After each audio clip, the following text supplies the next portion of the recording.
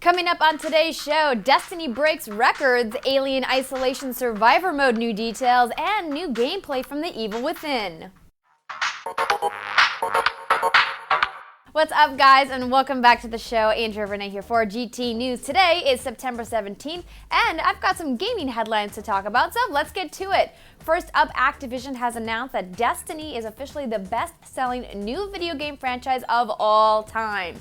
They previously reported they shipped $500 million worth of Destiny units, but now have announced they have sold through $325 million worth of games in the first 5 days of launch.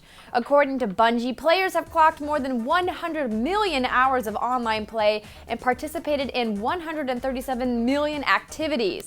Activision CEO Eric Hirshberg said, "That's on par with the engagement levels of our most popular Call of Duty games, which obviously is an industry leader."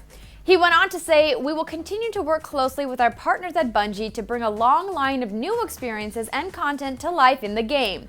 I told you guys about some of that new content yesterday, which will start launching this weekend, and after almost 11 hours of battling aliens, Team Prime Guard defeated the Vault of Glass raid with over 1,500 deaths and an average lifespan of just 2 minutes and 22 seconds.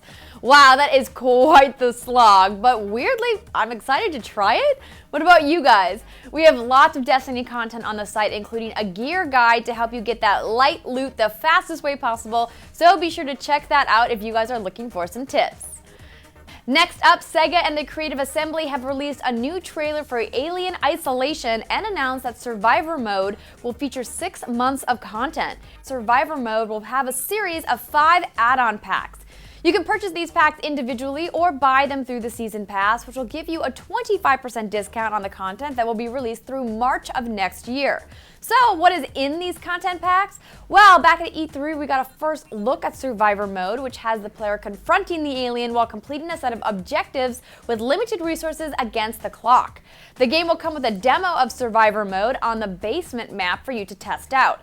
The first add-on pack will feature 3 maps along with a new playable character and various enemy types in addition to the alien, of course. Each pack will add a new playable character, new maps, and new game modes. And lastly, continuing news on horror games, The Evil Within released new gameplay in advance of the Tokyo Game Show, which kicks off this week. Created by Resident Evil legend Shinji Mikami, the game features a detective investigating a mass murder when he encounters some super freaky supernatural enemies.